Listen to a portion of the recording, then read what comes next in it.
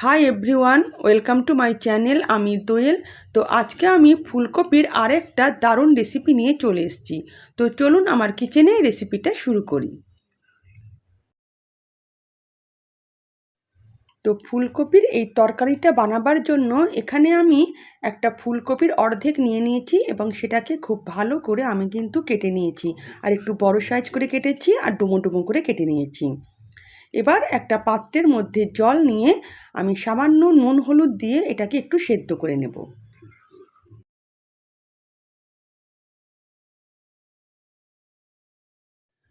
ফুলকপিটা একবার ফুটে উঠলেই আমি কিন্তু গ্যাসের ফ্লেম বন্ধ করে দিয়ে এর জলটা ঝরিয়ে নেব। বেশিক্ষণ কিন্তু গরম জলে রাখবো না, তাহলে ফুলকপিটা অনেকটাই নরম হয়ে যাবে। তাই সঙ্গে সঙ্গেই ফুলকপিটাকে আমি কিন্তু জল ঝরিয়ে নেব। গ্যাস অন করে কড়াই বসিয়ে দিলাম। তার মধ্যে আমি 1 টেবিল চামচের মতন সাদা তেল নিয়ে নিলাম। তেল গরম হয়ে এলে ওই সেদ্ধ করে রাখা ফুলকপিগুলো আমি তেলের মধ্যে দিয়ে একটু বাদামি করে ভেজে নেব।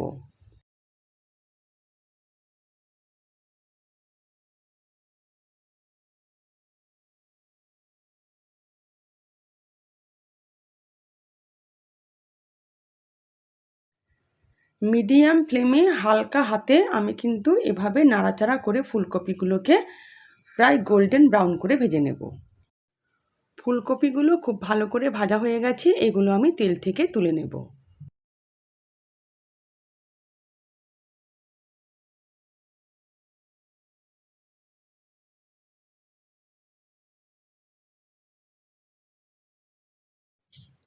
ওই একই কড়াইয়ে আরও সামান্য একটু তেল নিয়ে নেব এবং তেল গরম হয়ে এলে তার মধ্যে লম্বা লম্বা করে কেটে রাখা আমি গাজরগুলো ভেজে নেব। তারপর গাজরের সঙ্গেই আমি ডুমো ডুমো করে কেটে রাখা একটা আলু নিয়েছি, সেটা ভেজে নেব।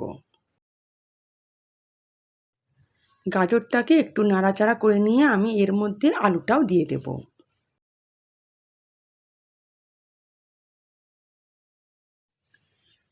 আলু গাজরটাকে এবার আমি একটু বাদামি করে ভেজে নেব।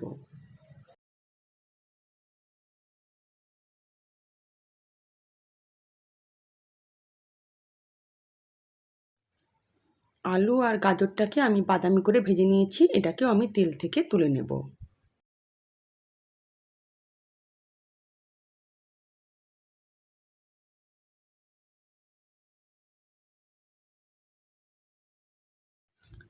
ফুলকপির গ্রেভির জন্য আমি কিন্তু একটা বড় সাইজের টমেটোকে পিউরি করে নিয়েছি, 2 চামচের মতন আদা রসুন বেটে নিয়েছি, আর দুটো বড় সাইজের পেঁয়াজকেও কিন্তু আমি পেস্ট করে নিয়েছি। আধ ঘন্টা আগে আমি 1 টেবিল চামচ চারমগজ, 1 টেবিল চামচ কাজু বাদাম আর 1 টেবিল চামচ পোস্তকে ভিজিয়ে রেখেছিলাম। এটাকে আমি মিক্সিতে পেস্ট করে নেব। যদিও এতটা উপকরণ লাগবে না, কিন্তু পুরোটা আমি পেস্ট করে নেব।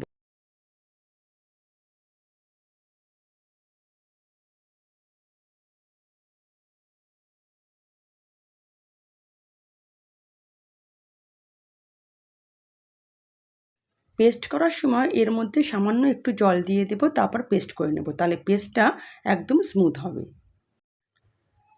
3টে উপকরণকে আমি খুব ভালোভাবে মিহিন করে পেস্ট করে নিয়েছি। আবারও আমি গ্যাস অন করে দিলাম। এবার আলু আর গাজর ভেজে যে তেলটা বেঁচেছিল সেই তেলের মধ্যে কিন্তু আমি রান্নাটা করে নেব। তেল গরম হয়ে এলে এর মধ্যে 2টো এলাচ আর একটা দালচিনি দিয়ে দিলাম। আপনারা চাইলে এখানে তেজপাতাও দিতে পারেন। কিছুক্ষণের জন্য তেলের মধ্যে গোটা গরম মশলাগুলো আমি ভেজে নেব। এরপর এর মধ্যে দিয়ে দেব আমি পেস্ট করে রাখা পেঁয়াজটা। পেঁয়াজটাকে একটু ভেজে নেব যতক্ষণ না পেঁয়াজের কালারটা একটু চেঞ্জ হয়ে গোলাপি হয়ে আসে।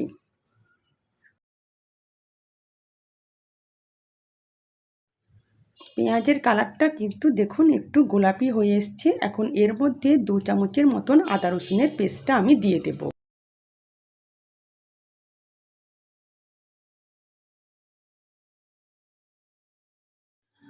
আদা রসুনের পেস্টটা দিয়ে কিছুক্ষণ ভেজে নেব যাতে আদা রসুনের কাঁচা গন্ধটা চলে যায়।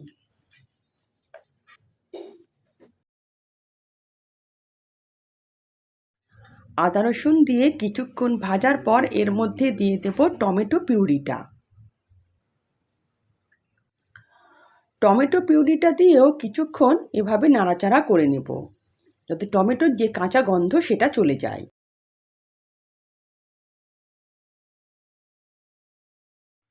টমেটো পিউরিটা দিয়ে 2-3 মিনিট খুব ভালো করে আমি ভেজে নিয়েছি, টমেটোর কাঁচা গন্ধও চলে গেছে।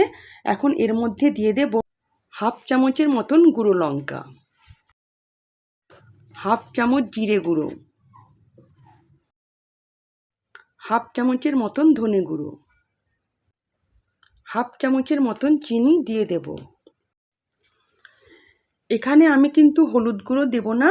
আর হ্যাঁ, এখানে আমি নুন দিয়েছিলাম, সেটা আমি স্কিপ করে গেছি দেখাতে। তাই নুন সব মশলা দেওয়ার পর এবার ভালো করে মশলাটাকে আমি কষিয়ে নেব। ততক্ষণ কষাবো যতক্ষণ না মশলা থেকে তেল আলাদা হয়ে আসে।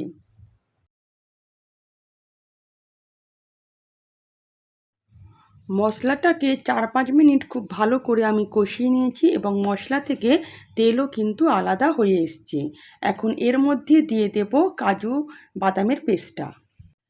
এখানে আমি 2 টেবিল চামচের মতন কাজু বাদামের পেস্টটা দিয়ে দেব।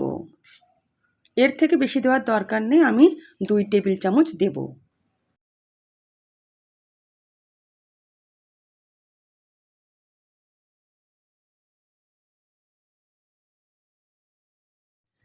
কাজু বাদামের পেস্টটা দিয়ে খুব ভালো করে এবার নাড়াচাড়া করে নিতে হবে আরও 2-3 মিনিট।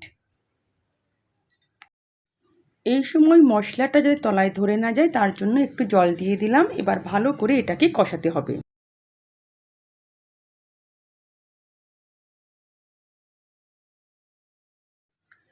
মশলাটাকে খুব ভালো করে আমি কষিয়ে নিয়েছি, আর দেখুন এখন কিন্তু মশলা থেকে তেলটা আলাদা হয়ে আসছে। এবার এর মধ্যে দিয়ে দেব গাজর, আলু আর ফুলকপি ভাজাটা।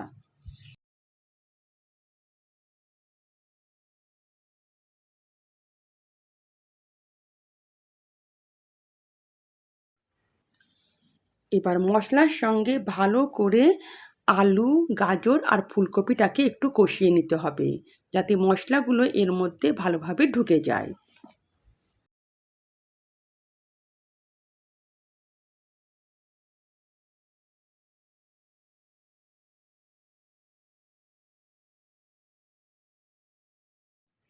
মশলার সঙ্গে ফুলকপি, আলু, গাজরটাকে খুব ভালো করে আমি কষিয়ে নিয়েছি। এবার এর মধ্যে আমি পরিমাণ মতন জল দিয়ে দেব। এই তরকারিটা কিন্তু একটু মাখা মাখা হয়, খুব ঝোল হলে কিন্তু খেতে ভালো লাগবে না। এর মধ্যে আরও সামান্য আমি জল দিয়ে দিলাম। এবার ভালো করে সবজিটাকে আমি ফুটতে দেব 2-3 মিনিট। তারপর আমি গ্যাসের ফ্লেম বন্ধ করে দেব। এটুকু গ্রেভি রাখতেই হবে, কারণ যেহেতু কাজু বাদাম বাটা আছে, এটা কিন্তু যখন ঠান্ডা হবে তখন কিন্তু এমনিতেই বসে যাবে তরকারিটা, গ্রেভি একদমই থাকবে না।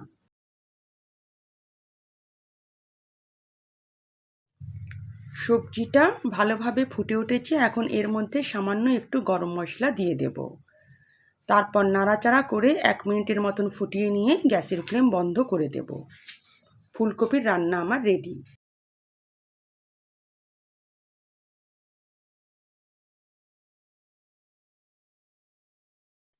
রেডি হয়ে গেছে দারুণ স্বাদের ফুলকপির তরকারি। এটা গরম গরম ভাতের সঙ্গে খেতে খুব ভালো লাগে, তবে রুটি, পরোটা বা লুচির সঙ্গে খেতেও কিন্তু দুর্দান্ত লাগে। তো যদি আমার রেসিপি আপনাদের ভালো লেগে থাকে তো প্লিজ আমার চ্যানেলকে সাবস্ক্রাইব করবেন, আর পাশে থাকা বেল আইকনও প্রেস করবেন, যাতে নিত্য নতুন রান্নার নোটিফিকেশন সবার আগে আপনাদের কাছে পৌঁছে যায়।